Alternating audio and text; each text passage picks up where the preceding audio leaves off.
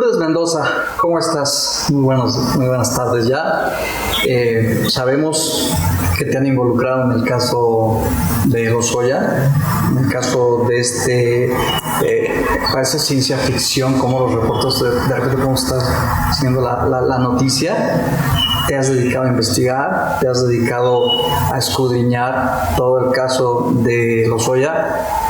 Y hoy parece que todo lo que se ha trabajado en temas judiciales está a punto de derrumbarse. ¿Cómo te sientes tú con esto? El primer día que me enteré, que era un domingo previo a que se filtrara la información en el periódico Reforma, un amigo me escribió y me dijo: solo para tus ojos, mañana era domingo en la noche, mañana el Reforma saca que por 10 millones Lozoya está negociando su liberación y va a salir libre. No lo creí. Y me quedé no tranquila, lo que le sigue, o sea, me dormí con una paz de saber que no hay manera de liberarlo, ¿no? De que las imputaciones, que las acusaciones, que todo está probado, que no había manera que este criminal confeso pudiera salir de la cárcel. Sin embargo, al día siguiente, lunes, que sale la noticia, y cuando me despierto y veo mi celular, pues nuevamente volví a tener miedo, volví a tener angustias, ansiedades, tristeza, una frustración más allá de lo que alguna vez como ser humano pude haber pensado. ¿Cómo es posible que estemos viendo y viviendo esto los mexicanos? Y lo único que pude pensar es la foto que yo saqué cuando él estaba cenando en el Hunan, que hizo evidente el pacto que había entre la Fiscalía y Emilio Lozoya. Lo único que hizo fue dejar en pausa ese pacto. ¿Cómo puedes entender, cómo puedes explicar que 5 meses después estén diciendo que por 10 millones de dólares lo van a dejar salir? Es decir, por el guante con el que Odebrecht lo compra, es lo único que regresa. Y no rezarse un solo peso del daño, pero no nada más es eso. Como bien dices, te vuelves Ministerio Público, te vuelves investigador, además de periodista y demás. Ya de acuerdo con el Código de Procedimientos Penales, el artículo 168 dice, o 186 dice claramente que los delitos con los que se está imputando a Lozoya no pueden resarcir el daño de esta manera.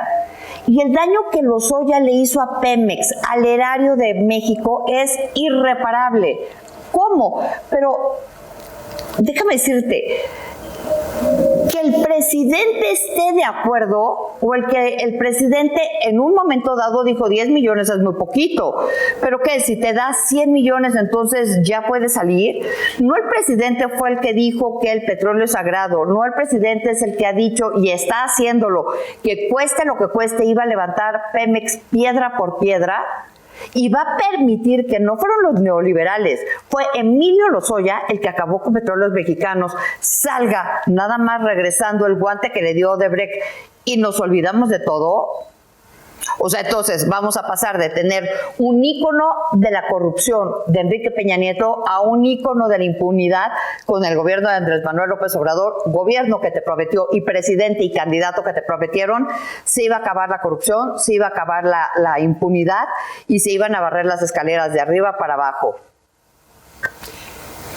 La Fiscalía lo ha tratado entre algodones desde que lo trajeron, bueno, desde que lo apresaron en España, ¿no? Las condiciones en las que vivía eran impresionantes, también estaba bien. Desde que venía de España se dice que ya venía con un acuerdo para que pasara lo que sucedió, que aterrizando llegara a un hospital y ahí pasara sus primeros días en lo que le acomodaban todo esto. ¿Qué te dicen toda esta serie de hechos? No son supuestos, sino ¿qué te dice toda esta serie de hechos de que vino cuando quiso, vino como quiso, entró a la cárcel cuando quiso, se salió cuando quiso, salió a cenar cuando quiso y no se volvió a encerrar nunca? Entonces, ¿qué te dicen toda esta serie de hechos? Son hechos, ¿no? Sí, aquí no estamos inventando. Hay hechos, son facts que ahí están claramente. Nosotros no estamos suponiendo nada que el periodismo no te enseñe. Y hecho número 1, como bien dices, obviamente a la gente se le ha olvidado. ¿Por qué? Porque esto empezó un 19 de agosto del 2020. La gente ha tenido pandemia, la gente ha tenido un problema de inseguridad como nunca antes, la gente está teniendo un problema económico como nunca antes. Entonces Lozoya es el menor de sus problemas. Sin embargo, Lozoya para el país, para el erario, es el mayor de sus problemas. Y déjame decirte, primer hecho, no que estamos en un gobierno de la 4T que es una austeridad republicana. ¿Por qué le mandaste un avión? ¿Por qué no lo mandaste de regreso en avión? ¿Vuelo comercial? En un vuelo comercial, en turista, custodiado, con esposas, como se merecía, porque es un criminal confeso, estamos de acuerdo. ¿Por qué no pasó eso? No, le mandamos un avión. ¿Por qué a la prensa sí nos mandan al reclusorio después de un numerito que nos avientan de que iba para allá y lo volaron? Lo volaron en un avión de la policía del aeropuerto al hospital. ¿Por qué? Porque venía malito, traía anemia y un poquito de gastritis y de reflujo. Eso te habla, ¿no?, de que la justicia es selectiva. Eso te habla de que hay un pacto adentro antes que otra cosa.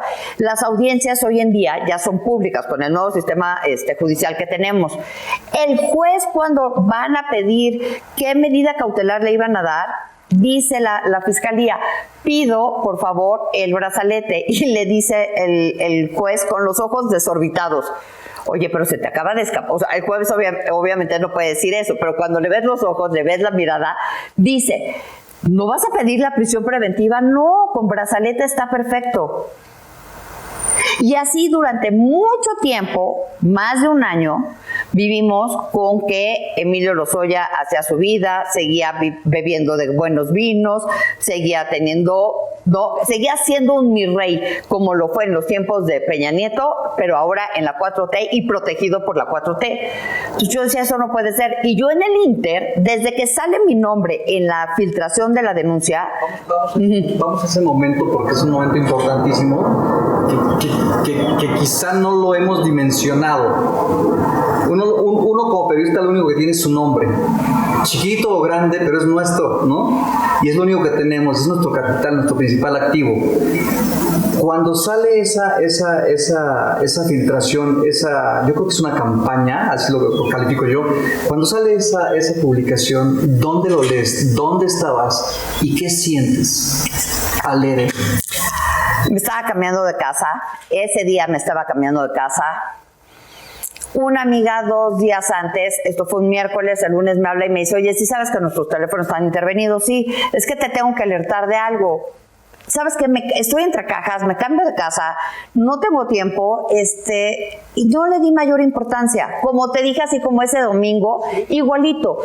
Llegué en la noche ese día después de trabajar, regresaba de Televisión Azteca, en esos entonces iba los lunes, no los martes.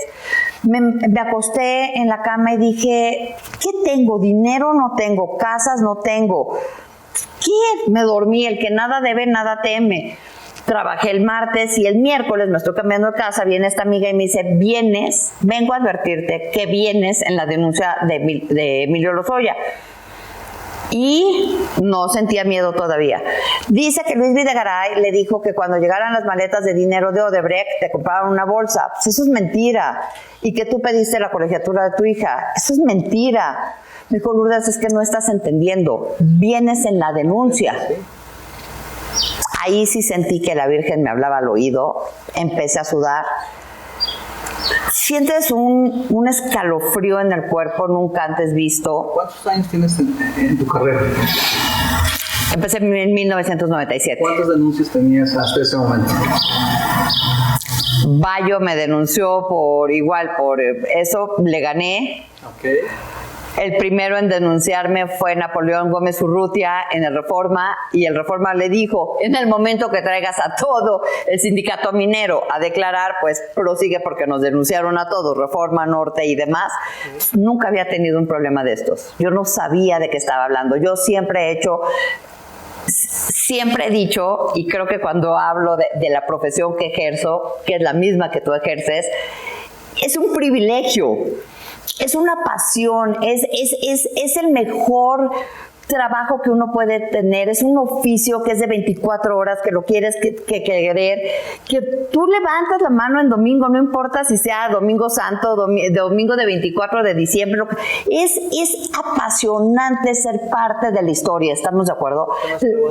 La prensa, no estamos para aplaudirle como en un momento se quejó Peña Nieto, es que la prensa no me aplaude. La prensa no está para aplaudir, la prensa está para señalar lo bueno y lo malo que está pasando en el país, en el estado, en la colonia, ¿no? En la calle. Eso es lo que nosotros hacemos y siempre se tiene que hacer con un respeto, con ser totalmente rigurosos y que es tener los pelos de la burra, diría mi abuela, en la mano.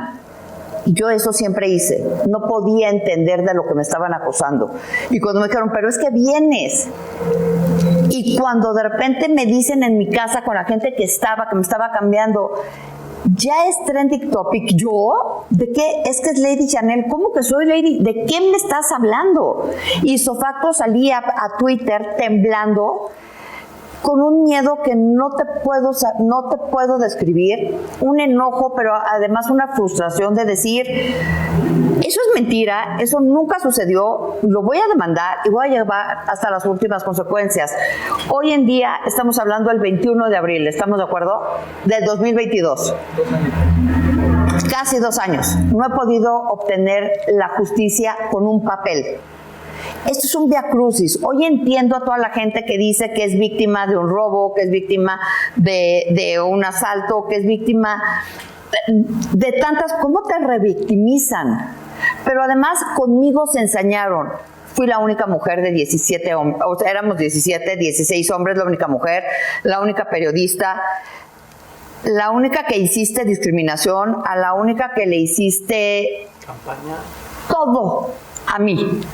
Por una bolsa, todos por miles de millones y yo por una bolsa, yo la única mujer, yo prensa. Entonces en mí conjuntaste todos los odios, las filias y las fobias se concentraron en mi persona. La prensa, si no habla bien de un gobierno, somos de los otros, somos unos corruptos, ¿no? Las mujeres, pues en este gobierno nos ha invisibilizado completamente. Las mujeres por una bolsa, pero no nada más es Lourdes mujer, es Lourdes prensa. La prensa valemos tan poco que por una bolsa nos podemos vender. No, señores, tenemos diferentes niveles de periodistas. No todos tenemos lo que tú tienes y yo tengo, y muchos tenemos. Hay unos nuevos periodistas, pseudo periodistas, que van a las mañaneras y que sí se arrastran. Yo no, y no me dejé, y no me he dejado. Sin embargo, la fiscalía sí trata con algodones al señor Lozoya, y a mí durante 7 peticiones me negó la denuncia para poderme defender de la demanda de daño moral que le hice. Y cuando me la dio a la 8ª ocasión, me la dio testada. Y mi juez, en el mismo tribunal de la Ciudad de México, en donde le fabricaron los delitos a la señora Alejandra Cuevas, ahí mi juez pasó de decir, con que tenga tus hojas estoy hecho. Y luego me dijo, no, necesito toda la denuncia completa, porque es que si no, no voy a tener contexto. Perdóname, tú antes de las mentiras de Emilio, ¿habías oído que me dijeran Lady Chanel? Jamás. Eso es más que suficiente para decir, me hiciste un daño moral. Perdí un trabajo en Radiópolis. Me corrieron en ese momento por las mentiras de este señor. Este señor y sus abogados me quieren llevar a la esquina a decir, es que él está en todo su derecho de decir lo que quiera. Y fue una declaración en corto, yo no la filtré. No importa quién la filtró, tú mentiste. La falsedad en declaraciones ante una autoridad es un delito. Y ahorita sigo luchando por conseguir la justicia en los medios civiles, pero ya también metí otra demanda más por falsedad en declaraciones, porque ya la fiscalía dijo, el único que se benefició del dinero de Odebrecht fue Emilio Lozoya y su familia. Pues ahí está mi denuncia. La fiscalía, pues todavía en 3 semanas que se cumplen el lunes, todavía no ha tenido tiempo para llamarme a ratificarla. A partir de que ves tu nombre en una publicación donde te mencionan que te regalaron una bolsa, que les pediste la colegiatura de tu hija, ¿no? Hija. En ese momento, ¿cómo empiezas tú a querer decir, me voy a defender? Y antes de eso, ¿Tú tuviste alguna relación de fuente periodista con Emilio Lozoya, con Luis Videgaray? ¿Asististe a comidas con ellos? Porque nosotros los periodistas comemos con todas las fuentes. El gobierno de Peña nunca me quiso porque fue un gobierno, fui una periodista que nunca fui, y como vuelvo a repetir, la prensa no es que seamos a favor o en contra, la prensa somos lo que somos. Claro. Y Peña no me quería mucho porque cuando decide casarse, siendo gobernador todavía, pues él declaró que no había utilizado medios públicos para casarse, que nada del erario sacó. Y le dices, oye, cerraste la calle es pública, cerraste la catedral es pública, trajiste a los invitados en camiones, a todos los trabajadores de Casa Toluca los acuartelaste. Eso no es usar el erario para casarte, ¿eh? Y desde ahí pues ya no me empezaron a querer tanto, ¿verdad? Y entonces, y yo iba publicando y yo iba sacando mis cosas y nunca fui una prensa ni a favor ni en contra, simplemente señalaba lo que veías. Con Emilio Lozoya varias veces estuvo muy enojado conmigo por las publicaciones que le hice. La primera se llamó El Dueto Maravilla, que eran Froilán Gracia y Enrique Sautrey. Hoy nadie habla de ellos. Hoy hablan de Lourdes Mendoza, que recibió una bolsa, lo cual ya probé que es una difamación y que es mentira. Pero de Froilán, don Froilán, que venía de la Secretaría, de la Embajada de México en Washington, de ver temas de agricultura, y era el segundo de a bordo de Pemex. Y a Enrique Sautrey le creaste Procura, ¿no? Era la entidad para comprar todos los insumos de Pemex. ¿Dónde están? No en ese sexenio, o sea, durante esa dirección de Lozoya, déjame decírtelo. En 4 años duplicaron la deuda de Petróleos Mexicanos a $106,000 millones. Y dijeras, bueno, lo que pasa es que tenía un porqué. Incrementaron la producción petrolera como nunca antes en la vida. No es cierto. Al cierre del gobierno de Peña, nunca antes había habido un director que tuviera tan baja productividad, tan baja extracción de barriles de petróleo, que es a lo que se dedicaba Pemex. ¿Qué hizo con ese dinero? Nunca antes habías tenido una deuda con proveedores tan grande como la que se tenía con él. Ya no es un chisme que cobraban por citas, Tampoco es un chisme que decían, ¿quieres cobrar lo que te debo? Me tienes que dar un moche. Ellos desaparecieron, todo eso ha desaparecido. Hoy te dicen, va a salir porque va a resarcir el daño con 10 millones, repito, eso es nada más el guante que le dio Odebrecht. Tú estuviste en ese escándalo fue a nivel mundial. Un presidente en América Latina se suicidó. Mid y José Antonio González Anaya, Mid como secretario de Hacienda y González Anaya como director de Pemex, abrieron una carpeta de investigación en contra de Lozoya por el tema de Odebrecht. La gente de Odebrecht declaró ante el Departamento de Justicia de los Estados Unidos y dijeron, sí, nosotros sobornamos a Lozoya. ¿Y está en todas las actas y en todas las carpetas de investigación en Brasil? Y luego, ahora lo vamos a dejar salir y se nos va a olvidar que compró agronitrogenados a sobreprecio, que era una planta chatarra que nos costó más o menos $700 millones, que el día 1 que estuvo en Pemex le quitó la inmunidad soberana a Petróleos Mexicanos con un convenio modificatorio con Braskem Midesa, que casualmente, ¿verdad?, que son filiales de Odebrecht. Y el señor es un niño héroe. Acabamos de tener la discusión de la reforma eléctrica porque venía a sustituir la reforma energética que había sido con cochupos. Yo no he visto una prueba de que esa reforma era con cochupos. Emilio Lozoya dijo que traía a 17 personas, incluida yo. Yo no he visto una prueba. La única prueba que he visto es las que yo he dado de que lo que él dijo de mí es mentira y que me difamó. Y que soy la que está luchando contra la Fiscalía y contra el Tribunal de la Ciudad de México para poder obtener justicia. ¿En qué país se ha visto esto?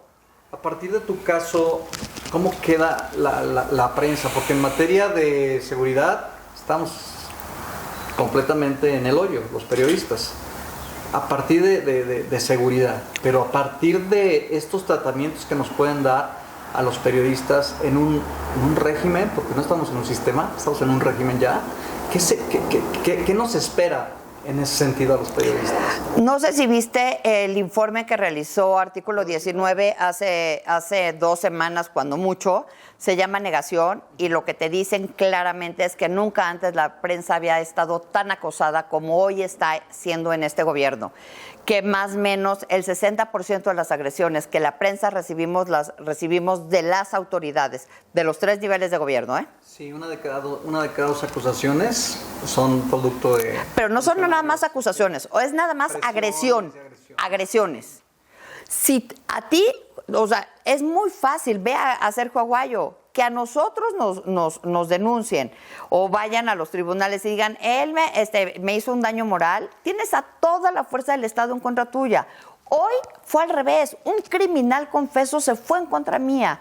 Yo me estoy defendiendo, yo tengo las pruebas irrefutables. ¿Y quién crees que tiene la fuerza del Estado en contra? ¿El criminal o yo? Yo. ¿A quién revictimizas? ¿A él o a mí? A mí. Es irreal. Están viendo cómo sacarlo. Están viendo cómo sacarlo. Y yo sigo luchando por obtener justicia. Decía Arturo Ángel en su crónica de la última audiencia, o penúltima, en donde le dicen, pues te vas a quedar todavía un ratito más, su papá. La mamá, y lo que decía Arturo Ángel, aunque no ya escuchábamos, pues el lenguaje corporal habla por sí mismo, y decía que le decía, mijito, ya aguanta, ya va a pasar. No, señora, usted debió de haber educado a su hijo a no robar, a no mentir, como dice el presidente. La familia es lo más importante. Yo tengo una familia, mi hija es mi familia, y yo sí le estoy enseñando a mi hija el valor de la dignidad, el valor de tener valores, principios y valores que no se cambian, que no están a negociación. Pero cuesta mucho trabajo, te da miedo, te da muchísimo miedo. ¿Me voy a callar? No me voy a callar, porque si no, ¿qué ejemplo le voy a estar dando a mi hija? Y te voy a decir algo más. Yo no tengo a dónde irme. Yo no puedo cerrar mi casa y decir, ay, me voy a vivir a Miami. No es cierto. ¿No? O a España, ¿no? O a España, o me van a dar un consulado, o me van a dar una embajada. No, nosotros somos ahora supuestamente los malos. Yo sí quiero dejarle un mejor país a mi hija, y por lo menos estoy sembrando esa semilla en lo que a mí me toca. La gente lo que tiene que entender es que en tanto tengamos prensa libre, tenemos un mejor país, mejor democracia. Sin prensa libre no hay democracia, hay tiranías. Es el garante de la democracia, la prensa. Y este gobierno le está pasando por encima. Y vuelvo a decir, no lo digo yo, lo dice Artículo 19. ¿Temes por tu vida en algún momento? Sí, sin duda. A ver, tú no temerías cuando, para Emilio Lozoya y su familia, yo lo metí a la cárcel. Yo no lo metí a la cárcel. Yo fui a sacar una foto, fui a evidenciar el trato de mi rey que le estaba dando la Fiscalía y la 4T. Eso fui a hacer, en medio de defenderme, porque no me están dejando tener justicia. Quisiste exponer la realidad. Fue el clamor, fue el enojo, la indignación mexicana quien lo mete a la cárcel. Es la primera vez que tienes un caso de una foto que sale en redes, que la toma así un periodista, sí, esa sí fui yo. De ahí se vuelve un clamor popular, una indignación total que hace que la 4T tiene que cambiar la narrativa, pero ojo, no lo meten a la cárcel luego, ¿eh? No, se toman su tiempo y la construyen. Exacto, pero no pudo probar una más, no pudo dar una prueba de ninguno de sus dichos. ¿Te acuerdas tú cuando Javier Cuello Trejo le renuncia, lo cambian? Él le dice a Gómez Leiva, es que en este país para probar, para acusar, hay que probar. Y este señor no tiene pruebas. Y mira cuánto tiempo llevamos sin pruebas, pero el señor ya va a salir. O sea, ya lo único que nos falta es que Emilio Lozoya salga. Si Emilio Lozoya sale, a la 4T se le va a acabar su discurso de que para ellos es primero la cero corrupción, el que no haya impunidad. ¿Con qué cara nos van a venir a decir algo? Que resarció el daño. Si es irreparable lo que hizo este señor dentro de Petróleos Mexicanos. Claro, la gente de a pie, yo también soy de a pie, nada más que trabajo como prensa, nos debe de importar esto. Pero ¿cómo te estás cuidando? ¿La empresa te apoya? ¿Te ha puesto seguridad? No, todos los medios en donde estoy han estado atrás de mí, salvo Radiopolis, que me corrió de inmediato. Todos los demás te dicen, no te preocupes, no te va a pasar nada. Y yo a todo mundo le digo... Es fácil decirlo. Exacto, y yo a todo mundo le digo, yo no tengo dinero para pagar seguridad, no lo tengo. Y también les digo, así dijo Lourdes Maldonado. ¿Y dónde está hoy Lourdes Maldonado? ¿Dónde están 150? Nunca habías tenido tantos periodistas muertos como en este sexenio. ¿Dónde están? Y todo el mundo te dice, no, hombre, hay miles de ojos atrás de ti, hay miles de personas que te queremos y te cuidamos. Cuando vas al súper no traes guardias, ¿no? Pues no tengo el dinero, yo vivo de mis impuestos. Otro tema bien importante que se acaba y que te habla exacto de lo que tú dices. ¿Por qué es esta justicia selectiva? Por un lado, déjame decírtelo de esta manera. Por un lado tienes al Bronco en la cárcel. Yo no estoy defendiendo al Bronco, nada más te estamos poniendo los hechos. Claro. ¿Por qué? Porque agarró dinero para su campaña, ¿estamos de acuerdo? Por otro lado, ¿no hizo lo mismo Delfina, la secretaria de Educación? Sí. ¿Y qué le pasó a Delfina? Nada. ¿Secretaria de Educación? Sigue haciendo. Que si se va es porque quiere ser gobernadora, pero no le pasó nada. Tienes por otro lado el caso de Emilio Lozoya, un criminal confeso, y tienes el caso de Rosario Robles. El caso de Rosario está acusada no de robarse el dinero, de omisión. Omisión. Se presentó 2 veces, huyó. A esta le falsificaron una licencia, ya lo demostró. Y sigue en la cárcel. No ha podido salir. ¿Y este señor? ¿Cuáles son estos tratos? ¿Por qué la fiscalía a Emilio lo trata con algodones y a mí me niega mi derecho humano a poderme defender? Ahí, a mí no me digas que eso no te habla de que hay un pacto adentro, que hay un pacto atrás. ¿No quieres una disculpa pública por eso? Yo estoy pidiendo, ya llegué también con Pedro Vaca, que es el relator de Derechos Humanos de la OEA, y eso fue en noviembre, diciembre del 2020. Me decía, estamos muy preocupados por lo que está pasando con la libertad de expresión en México. Vamos a estar atrás de ti. Artículo 19 no me ha soltado medio segundo la mano. Sin embargo, pues, los que vivimos aquí somos nosotros, los que trabajamos aquí somos nosotros. Y además me gusta, es mi pasión, mi trabajo, y creo que lo hago muy bien. ¿Por qué Emilio Lozoya estaba tan enojado? ¿Por qué no me demandó en su momento? Siempre tienes el derecho de réplica, siempre tienes el de demanda. ¿Por qué hacer lo que hizo de esta manera? ¿Y por qué la 4-3 jugarle de esta manera a un criminal confeso como Emilio Lozoya? Todo lo que dice la 4T es lo que representa Emilio Lozoya, y no lo digo yo. Es lo que la sociedad lo sabemos y se ha documentado. No usaba los aviones de Pemex, no usaba el helicóptero, no agarraba las botellas de vino de Petróleos Mexicanos o las compraba con cargo al erario. No se tardó Luis Videgaray 1 año en correrlo. Se la volaron. En lugar de nuevamente ampliar la base de contribuyentes, que hicieron a los contribuyentes cautivos, nos volvieron a atacar. Y yo voy a pagar lo mismo que el hombre más rico del mundo, que en ese entonces era Slim, ¿no? Pues ya oye, no cuadra. Pues sin ese dinero no podría vivir el país y no sé qué tanto se defendía. Yo no fui una prensa a favor de ellos. Me preguntaste en su momento hace rato, ¿yo era amigo de ellos? No. Yo me reuní 2 veces en Petróleos Mexicanos con Emilio Lozoya. La primera vez me dijo, a ver, o sea, ¿tú crees que yo necesito pedirle dinero a la gente para que se reúna conmigo si yo tengo un Picasso en mi casa? Pues Emilio, yo no sé si necesites o no, pero eso es lo que dice la gente. Y nunca antes en la vida había habido esta parte de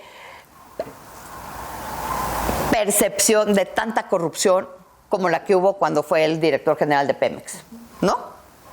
Y la siguiente vez que lo vi, le echó la culpa a Luis Videgaray de que todas sus desgracias eran por Luis Videgaray, que no lo dejaba hacer lo que... Y lo que yo entiendo en el camino es que se está negociando la reforma energética, y Pedro Joaquín Codwell, como secretario de Energía, ve que Emilio dice, lo que hay que lograr es que los farm outs yo los decida. Yo digo a quién, cómo y dónde, sin que nadie se meta. Entonces Pedro Joaquín va y le dice al secretario de Hacienda, oye, ¿ya viste esto? Esto no puede pasar. Y ahí es donde viene el rompimiento enorme. Pero le cuesta, como secretario de Hacienda, Luis Videgaray, 1 año lograr convencer al presidente de correrlo. Hoy en la mañana todavía el presidente de la República, Andrés Manuel López Obrador, volvió a hablar maravillas de Enrique Peña Nieto. No entiendo. Nadie entendemos, o sí entendemos, o no queremos entender, ¿no? Porque dijo que es que él no se metió en la elección. No, sí se metió, nada más que no en contra de él. Se metió a favor de él. Lo dejó caer. Exacto. Qué diferencias, ¿no? Es más, el día que saqué la foto, hubo gente como Genaro Villamil, y eso sí lo puedo decir, de isofacto escribió en Twitter, esa foto es mentira. A lo que le contesté, yo personalmente, ya sé que es reiterativo, pero así lo dije, yo personalmente fui a tomarla. Y cuando empiezan a ver cómo empieza a crecer y empieza a crecer, es cuando se calman. Pero al principio la discusión era si yo, Lourdes Mendoza, había ido a tomar esa foto o que el criminal confeso seguía en la grande, ¿no? El pecado era ir a tomar esa foto, ¿no? Y yo, mira, ese día reté al restaurante, al Hunan y a Claudia Sheinbaum. Enseñen las fotos de cómo yo llegué, cómo llegó él, cómo salí yo y cómo salió él. No lo han hecho ninguno de los dos. Están en deuda. ¿Sabías tú que el señor salió 2 horas y media después de que yo lo saqué? Después de haber tomado las fotos, 2 horas y media. ¿Qué quiere decir? Que no nada más es soberbio, eso ya lo sabemos. Sino que se sentía totalmente impune, protegido. Él no tenía problema. No sabemos si se fue porque le dijeron esto ya se volvió una bomba o porque ya acababa de cenar y decidió ya irse a su casa a dormir. Eso no lo sabemos. Otra de las cosas que no puedo entender es, ¿sabías que su mamá, mis abogados, tuve que cambiar de abogados, mis abogados iniciales cometieron el error, quiero pensarlo así, imprudencial o por ignorancia, pusieron que Emilio estaba arraigado en su casa y que la confesional de mi juicio tenía que ser en su casa. Y pues no, ¿verdad? Emilio tenía un brazalete. Entonces, no se llevó a cabo esa confesional y es ahí donde cambio yo de abogados porque digo, están defendiendo a Emilio, no me están defendiendo a mí. ¿Sabías tú que su mamá interpuso un amparo para que yo no me presentara en su casa? Argumentando que ella sí estaba arraigada, que era una señora de la tercera edad y que con el coronavirus pues yo no podía ir con toda la gente a su casa. ¿Qué miedo te tienen? No, qué desfachatez y qué cinismo. Si su hijo no estaba arraigado, tenía brazalete, ¿por qué mete eso? Ella tiene una hija también. El papá de Lozoya tiene una hija. Y ellos están defendiéndose. Nunca voltearon a verme a mí como mujer sola, que yo tengo una hija, y que su hijo me estaba difamando. Y siguen echándome las contras. Y por eso he dicho 1 y 1000 veces, desde ahorita digo, mi seguridad y la de mi hija, cualquier cosa que nos pasen es culpa de Emilio Lozoya y su familia, de las autoridades y sin duda del Poder Judicial. ¿Por qué? Porque, repito, Lourdes Mendoza, yo no lo metí a la cárcel. Yo pude haber sacado fotos de ti, de Juan, de todo mundo. Si no eres un criminal confeso, no te pasa nada. Si no tienes con la que te pisen, no te pasa nada. Yo no lo metí a la cárcel. Él solito violó lo que él tenía. Es un cinismo total irse a echar un pato Pekín, pero además, velo de esta manera. Su mamá estaba arraigada, está arraigada. Su hermana está huida. Su esposa está en Alemania junto con sus hijos. En mis peores momentos, en los momentos en que me ganaba en qué momento estoy viviendo esto y por qué estoy viviendo esto, decía, bueno, él está peor que yo. Porque no ve a sus hijos, porque sus hijos están fuera. Cuando fui al restaurante y la realidad se topó conmigo, es bien duro. No estaba peor que yo, estaba en la grande. Estaba disfrutando un cumpleaños, echándose un... Pregúntale a mi hija y pregúntame a mí cómo nos ha ido emocionalmente y psicológicamente. Mis abogados piden una prueba pericial, que es lo que se hace en el daño moral, de cuán afectada estoy psicológica y emocionalmente. La perito que lo hace pone el de y dice que tengo una afectación grave. ¿Sabes qué me hicieron ellos? Me recetaron 4 pruebas psicológicas para descubrir que yo mentía, que yo manipulo y que yo antepongo mis principios y mis valores al dinero.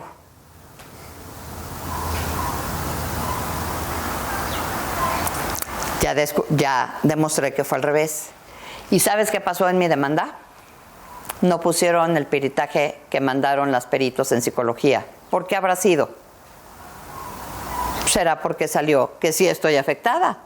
¿Será que salió que yo no manipulo, que yo no miento y que yo no me presto a los juegos que él sí se prestó y que se sigue prestando?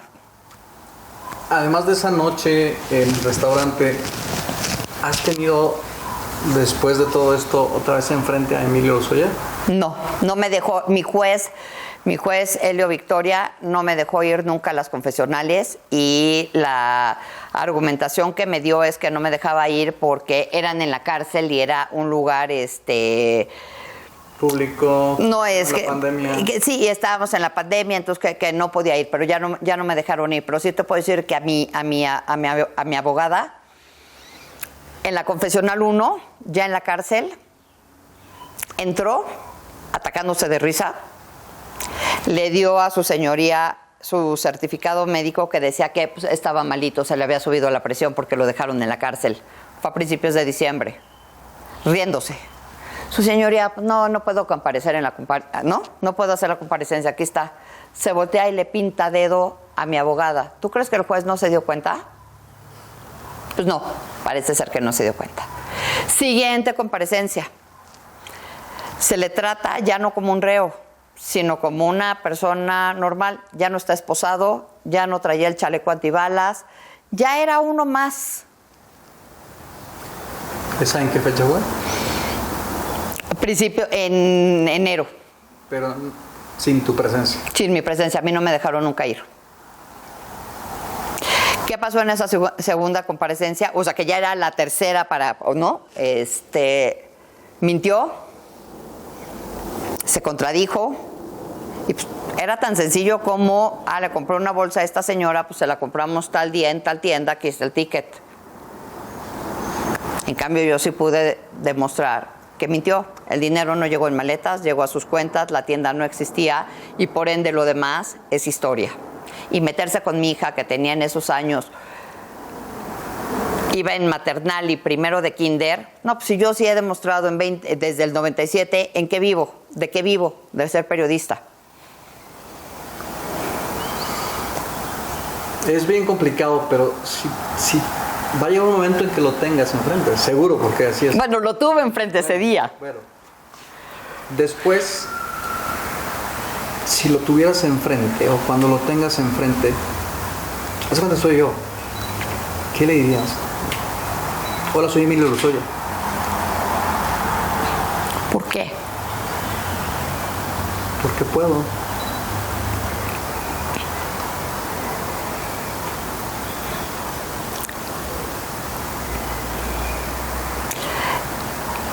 Hasta hoy sigo sin poder dormir. Ya no se me quitó una angustia a la hora de que lo metieron a la cárcel, que era que nos fabricaran un delito a todos los 17 de asociación delictuosa, ¿no? Todo el mundo me decía, pero estás loca, ¿cómo crees que te va a pasar? ¿Cómo creo? Pregúntales a los del CONACYT. Pasa. ¿No? Pasa.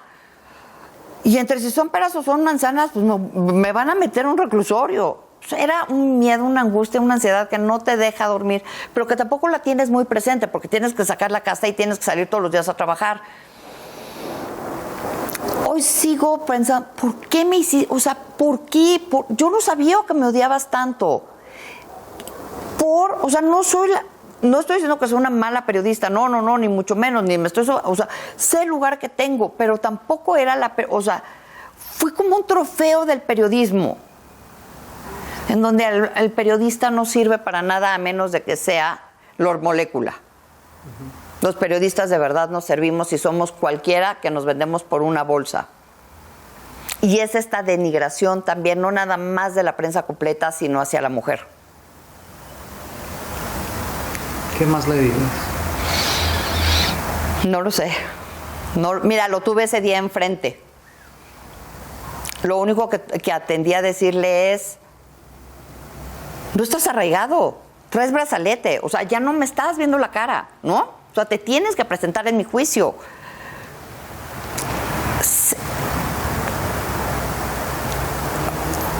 No, ¿por qué? O sea, yo creo que es ¿por qué? Creo que sería más fácil si me tuviera enfrente a su mamá, señora, así como usted es mamá, yo soy mamá. Usted sabe que su hijo, yo ya le demostré que su hijo me difamó. ¿Por qué? Al papá lo mismo, el papá sabemos que es el que está tejiendo por atrás, que el que ha abordado todos los acuerdos, ¿no? ¿Por qué permitir que se metieran así conmigo? ¿Qué de lo que publiqué es mentira? Si hubiera sido algo mentira, ya me hubieran demandado en su momento. Y sí, pero ¿sabes qué? Más que qué les diría a ellos, qué le estoy enseñando y qué le estoy diciendo a mi hija. Y eso creo que me llena más de paz. Yo sí le estoy enseñando a mi hija el valor de defender la dignidad, el valor de tener principios y valores. No, eso vale más la pena. Yo siempre le decía, el por favor y gracias nunca están de más. Y eso te enseña todo lo demás. Emilio siempre fue soberbio, fue grosero. Eso es no saber decir por favor y gracias. El despertarte y qué es lo primero que dices, buenos días. Llegas a un lugar y dices, buenas tardes. Es eso, esas tonterías son principios y valores que te dan lealtad, que te dan ética, que te dan el no robar, el no aprovecharte del de junto. Eso vale más todo. Y creo que más que qué le diría a Emilio, le diría, es lo que le estoy enseñando a mi hija, a no rendirse. A toda la gente que como yo tiene miedo porque le han pasado diferentes circunstancias, a los periodistas que están igual que yo, da miedo, sí, cuesta mucho trabajo, sí, te revictimizan una y mil veces, sí. Hagamos y pongamos una semilla para que esto empiece a cambiar, pero no nada más tiene que ser desde el periodismo, tiene que ser desde cómo educamos en nuestras casas, desde cómo vemos las cosas. Un ejemplo que no se me ha olvidado y que no quiero dejar de decirlo en esta entrevista. ¿Te acuerdas cuando pusieron a Félix Salgado Macedonio como candidato a la gobernatura? La mayoría de las mujeres te decían, eso pasa en Guerrero, son usos y costumbres de Guerrero. Aquí cero, hasta que te pasa a ti. ¿No? No estamos entendiendo lo que es el debido proceso, que es lo que yo he defendido. Yo no defiendo a Rosario Robles, yo no ataco a Emilio Lozoya, pero el debido proceso indica que el Rosario Robles no tendría que estar en la cárcel que se presentó. El debido proceso indica que Emilio Lozoya no podría resarcir el daño porque, primero porque se escapó y dos porque sus delitos, como lo habíamos leído del código, dicen que no se resarcen. That's it. El debido proceso importa para todos. La revictimización es lo peor que te puede pasar. Parece ser que nadie lo entiende en tribunales. ¿Sabías que en el Tribunal de la Ciudad de México, donde está mi caso y que estoy a días de que me dicten sentencia, me pusieron la primera, la prueba pericial psicológica, la que piden mis abogados, un jueves? Duró 6 horas. Es revictimizarse otra vez. Recordar todo lo que has vivido, cómo lo has vivido, qué te pasó, todo. ¿Sabes que nadie se dio cuenta que la primera prueba pericial que me pusieron de Lozoya era al día siguiente? Nadie se da cuenta, nadie nos cuida a las víctimas. Y eso es la siguiente pregunta, hacia dónde voy. ¿Qué aprendizaje te ha dejado esto como periodista y como mujer? Lo difícil que es, yo no había entendido lo difícil que es accesar a la justicia, qué aprendizaje me ha dejado, el valor de la verdad, la resiliencia que tengo como mujer, como madre.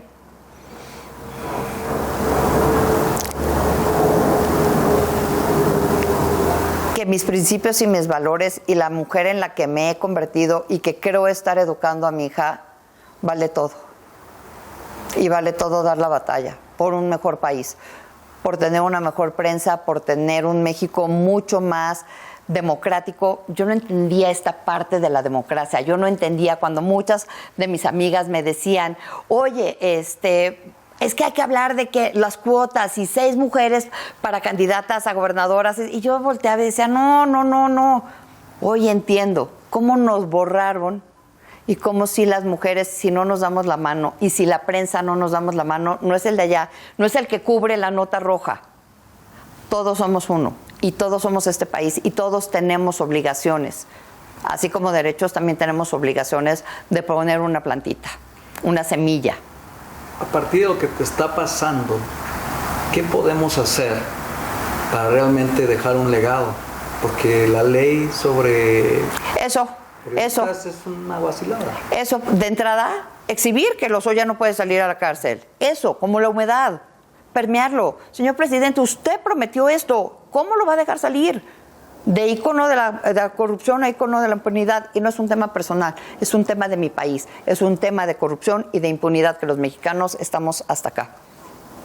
¿Algo más que desees agregar? Darte las gracias. Gracias a ti.